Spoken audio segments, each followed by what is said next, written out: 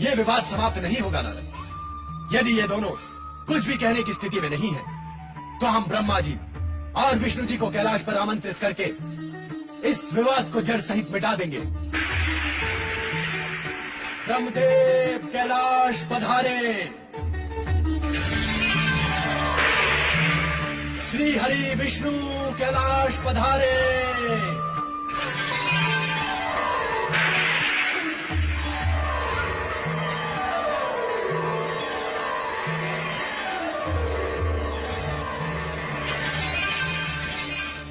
आज्ञा करें भोलेनाथ। हमारे लिए क्या आज्ञा है शिवशंकर?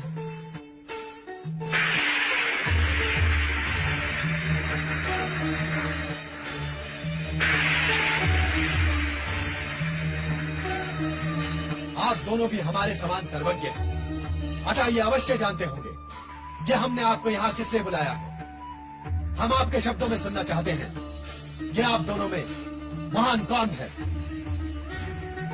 आप हम दोनों से महान है शिवशंकर। ऐसा प्रतीत होता है कि आप दोनों इस विवाद का अंत नहीं चाहते। विवाद आप दोनों को लेकर उठा है, इसका अंत भी आप दोनों को ही करना होगा। यदि आप नहीं करेंगे तो हम अपने ढंग से करेंगे और हमारा ढंग हमारी भांति निराला होगा।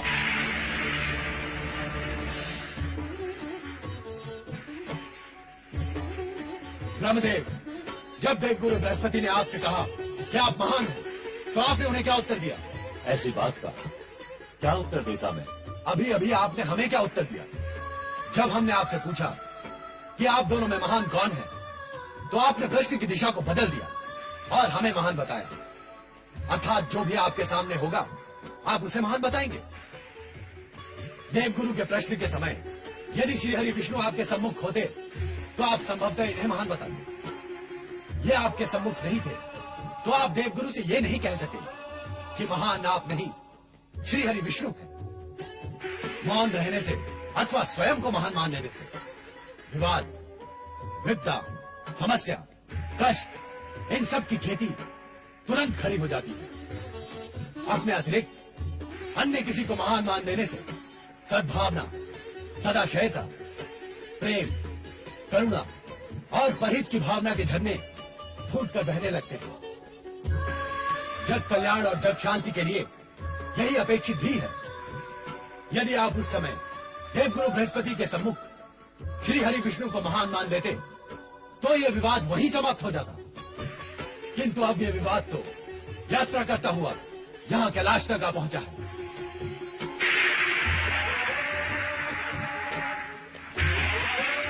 श्री हरि विष्णु, जब देवराज इंद्र और शची ने ब्रह्मदेव की निंदा करते हुए आपको महान बताया तो आपने भी उन्हें रोका टोका नहीं।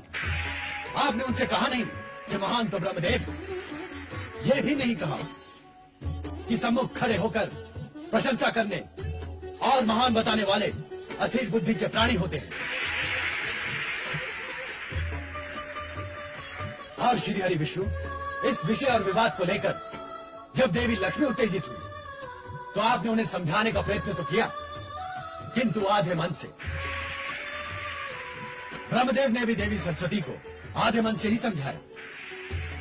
उन दोनों की स्थिति को स्पष्ट रूप से न समझने का परिणाम मंगलकारी नहीं हो सकता। आप दोनों के लिए यही उचित था कि उस समय तुरंत एक दूसरे से भेंट करके तथा एक दूसरे को महान बताकर इस मिथ्या विवाद का अंत उसी समय कर देते। महान विभूतियों की महानता यदि उनके अनुयायियों में विवाद का कारण बनकर ताल बेताल नृत्य करने लगे और समय रहते यदि उस नृत्य को रोका न जाए तो महान विभूतियों की महानता पाताल प्रवेश करने में अधिक विलंब नहीं करती। अतः जो महान है उन्हें अपनी महानता की रक्षा के लिए अपने अनुयायियों, मित्रों और शुभचिंतकों को अपने समान महान बनाने का प्रयत्न करना चाहिए। हम त्रिदेव समान रूप से महान हैं, अर्थात अपने अपने स्थान पर स्थित हैं। शिव शंकर, हमें अपनी भूल का ज्ञान हो गया है और इसके लिए हम प्रायश्चित भी करना चाहते हैं शिवशंकर। तपस्या से बढ़कर अन्य कोई प्रायश्चित नहीं। हमें प्रसन्नता होगी यदि इस विवाद में लिप्त सभी तपस्या द्वारा प्रायश्चित करके अपना मन व आचरण शुद्ध करें। ओम नमः शिवाय, ओम नमः शिवाय, ओम नमः शिवाय, ओम नमः शिवाय, ओम नमः शिवाय, ओम नमः शिवाय। ब्रह्मदेव, ब्रह्मदेव, आप कहाँ अदृश्य हो गए हैं ब्रह्मदेव? कृपा करके शीघ्र ही प्रकट हो जाइए ब्रह्मदेव। किंतु आप हैं कहाँ? मैं अपनी दिव्य दृष्टि से ये ज्ञात कर लूंगी कि आप कहाँ हैं।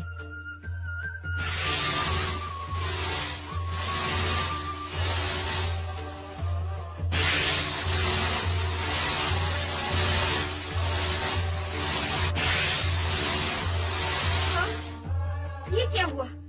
मेरी दिव्य दृष्टि को ये क्या हुआ? ये रुद्ध कैसे हो गई? मुझे इसे कुछ दिखाई नहीं दे रहा। तो फिर कैसे ज्ञात होगा कि ब्रह्मदेव कहाँ गए हैं? हो सकता है कि वे श्री हरि विष्णु के पास गए हो और वहाँ उनसे उग्र विवाद हो गया हो। तो फिर मुझे तुरंत वहाँ पहुँचना चाहिए। श्री हरि कहाँ है ये ज्ञात नहीं। आज मेरी दिव्य दृष्टि क्यों अवरुद्ध है ये भी ज्ञात नहीं। लगता है ये कार्य ब्रह्मा जी का ही होगा। उन्होंने मेरे स्वामी को बुलाकर उनके सम्मुख अपनी महानता का बखान किया होगा। लगता है ऐसे में मुझे तुरंत ब्रह्मलोक पहुंचना होगा।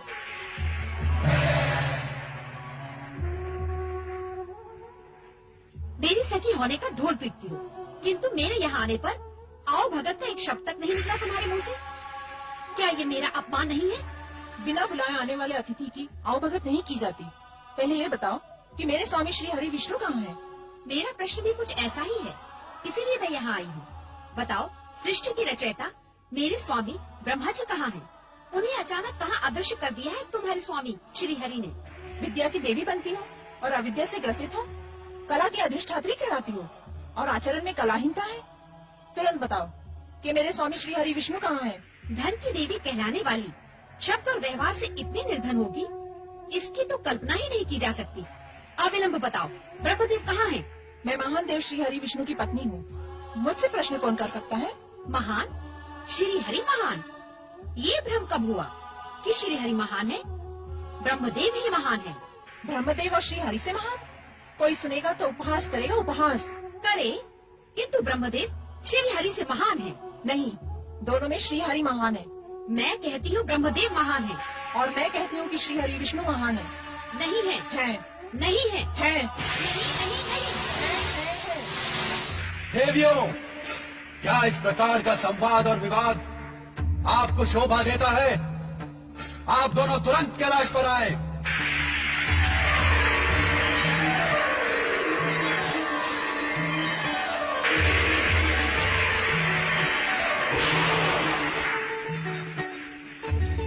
ओम नमः शिवाय।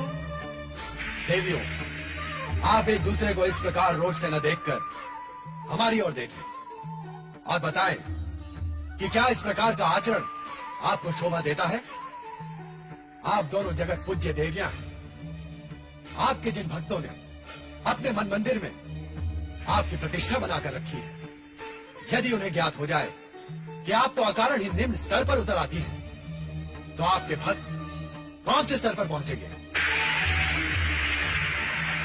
यदि उन्हें यह ज्ञात हो जाए कि जिन्हें वो पूजते हैं वो पूज्य है ही नहीं, तो क्या स्थिति होगी आपकी और क्या गति होगी उनकी? हमें जो मानते हैं उनकी मान्यता की लाज रखने के लिए हमारा मान्य बना रहना अति आवश्यक है। सत्य को अधिक समय तक ओट में नहीं रखा जा सकता। जगत पर सत्य प्रकट होते ही निराधार महानता शून्य में जाकर शून्य हो जाती है। किंतु भगवान, निकाल दे अपने मन से इस भ्रम को कि किसी ने किसी को अदृश्य किया है। ब्रह्मा और विष्णु दोनों ही महान हैं। वे अपनी भूल का प्रायश्चित करने के लिए किसी अज्ञात स्थान पर चले गए। उनका प्रायश्चित पूर्ण होते ही वे अपने अपने लोग लौट आए। तब तक आप धैर्य धारण करें। भगवान, मैं ब्रह्मदेव को देखने के लिए आतुर हूँ। मैं भी श्री हरि के दर्शन करना चाहती हूँ। कृपा कर आप बताएं कि वे कहाँ हैं? हमने ही आपकी दिव्य दृष्टि अवरुद्ध कर दी थी। अब आपकी शक्तियां पूर्ववत जागृत हो गई। अतः आप उन्हें स्वयं खोजें। वे अवश्य आपको दिखाई देंगे। नमः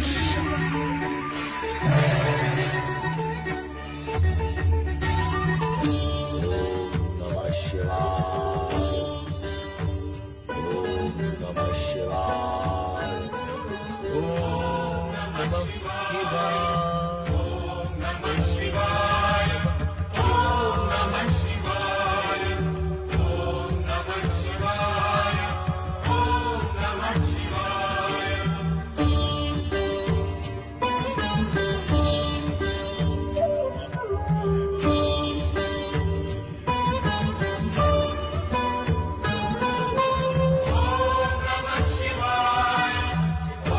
नमः शिवाय।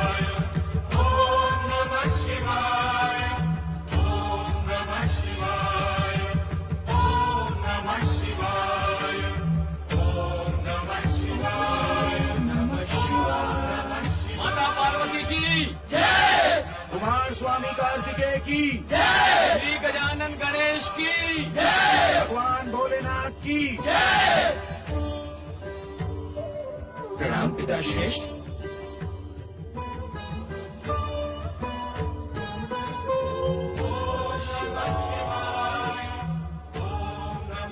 ओम नमः शिवाय।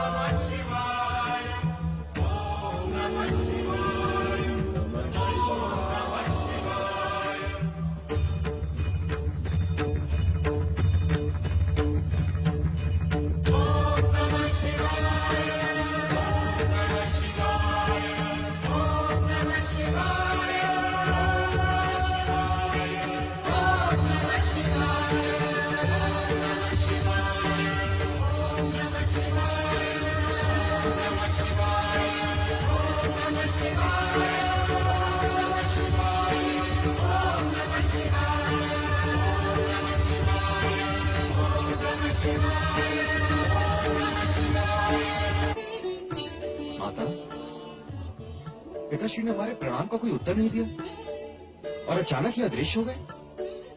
इसका क्या अर्थ है माता? माता, ऐसा आज तक नहीं हुआ कि पिता महादेव ने हमारे प्रणाम का उत्तर न दिया हो। ऐसा प्रतीत होता है कि हमारे यहाँ आगमन से उन्हें प्रसन्नता नहीं हुई। माता, कृपा करके इस रहस्य का कारण क्या है, ये हमें समझाए। कुछ कहे ना माता। क्या कहूँ? तुम स्वयं जानते हो। तुमने अनेक बार देखा भी है कि तुम्हारे पिता अद्भुत और विचित्र लीलाएं करते हैं। उनकी इन रहस्यपूर्ण लीलाओं को उनके अतिरिक्त और कौन जान सकता है? तो क्या पिता महादेव कोई लीला रचाने गए हैं? हो सकता है, यह भी हो सकता है कि अपने भक्तों की पुकार पर उनका उद्धार करने गए हो। भक्तों की पुकार तो तुमने भी सुनी होगी। वैसे भी उन्हें हमसे अधिक अपने भक्तों का ध्यान रहता है। मुझे